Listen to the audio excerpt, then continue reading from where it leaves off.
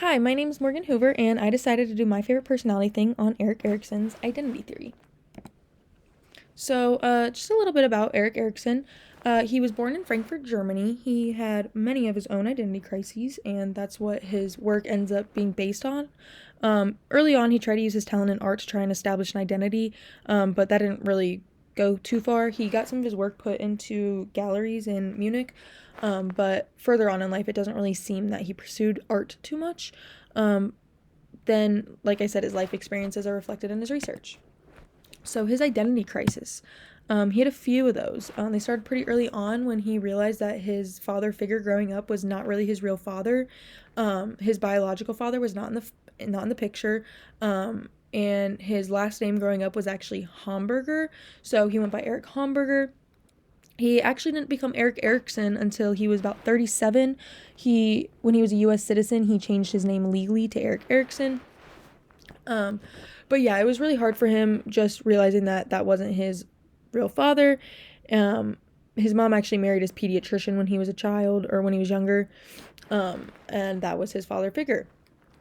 So that was really hard for him. And then he was rejected by a lot of his classmates.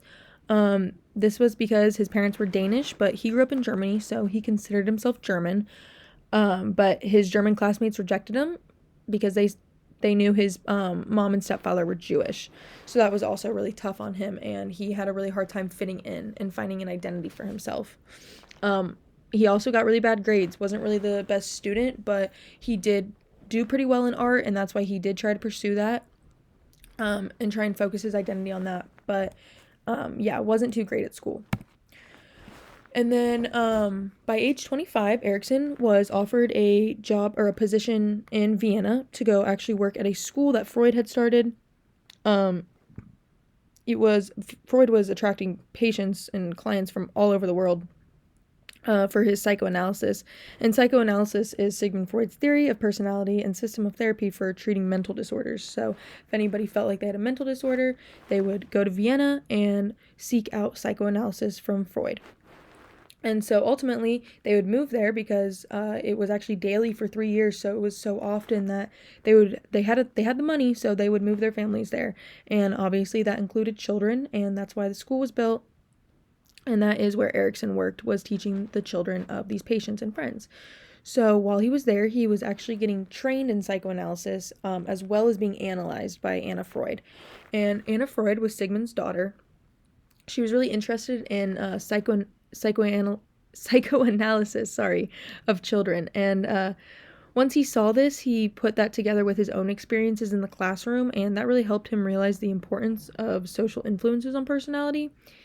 This actually led him to want to focus on child development, and once he finished his program of study, he became a member of the Vienna Psychoanalytical Institute.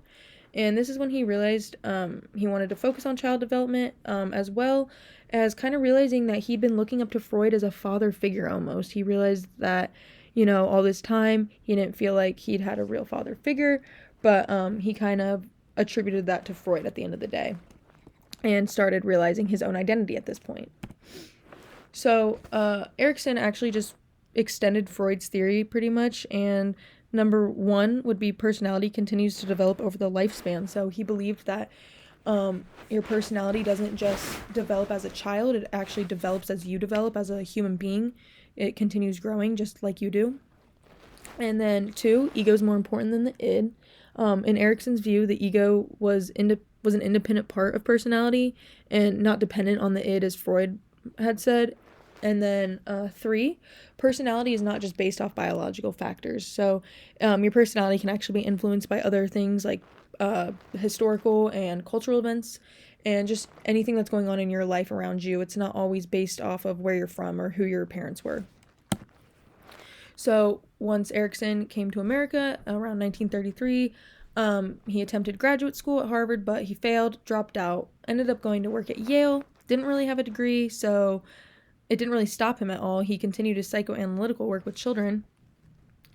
And this working at Yale just pretty much reinforced his belief that culture has influence on personality, and that just made him want to expand his research. So he ended up going to University of California at Berkeley just to expand his research on that. And then he created his psychosocial stages, which is really big for him. He named this, or sorry, not named this. He described this as the 8 stages that encompass the lifespan, and you either cope in an adaptive or maladaptive way. So, you see here, this is a table that I screenshotted from the textbook, and it shows the 8 different stages, the ages associated with such, and the adaptive or maladaptive way of coping with that stage. It also shows the basic strength associated with that. But for example, the first stage is oral sensory, ages birth to 1, and it is about trust or mistrust, and it's basically an infant is totally dependent on their parents, and they go through the stage of either trusting or mistrusting, or not trusting them, and so on and so forth. It's same thing for adolescence, young adulthood.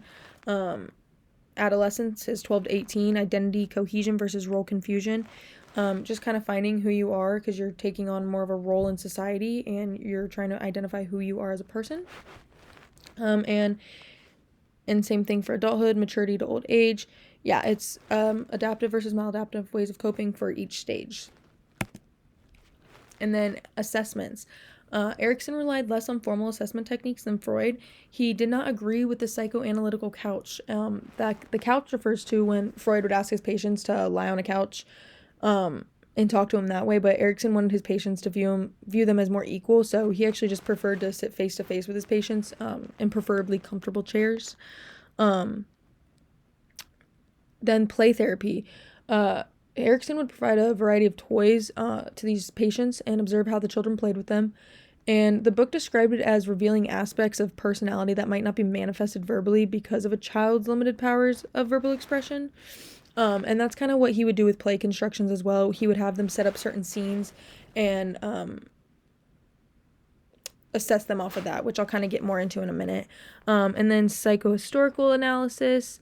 That is based on the framework of his lifespan theory, along with psychoanalytical principles, to the study of historical figures. And then there's a few things that were later developed, not necessarily by Erikson, but based off of his work. There's the ego identity scale. That was designed to measure the development of ego identity during adolescence. Same thing with the ego identity process questionnaire.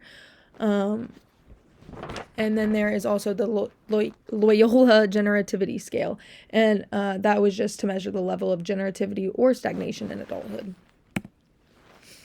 Erikson was also really famous for his case study, and one of those was play constructions. He would do play constructions, and this is when he would have children play with toys and set up a certain scene.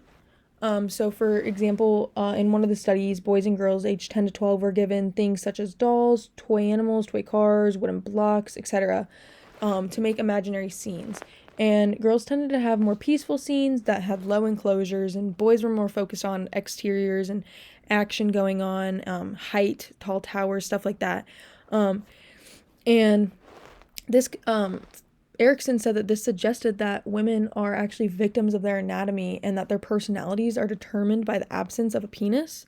So he also said that the differences could be attributed to societal sex role training, and that would be where girls are less oriented towards action, aggression, and achievement than boys are. And then this is just a final picture of Erikson. I just thought it was really interesting looking into more of what he had to do and offer with personality.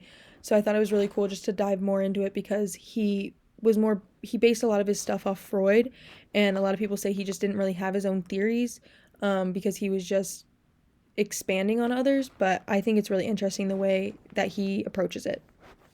Thank you.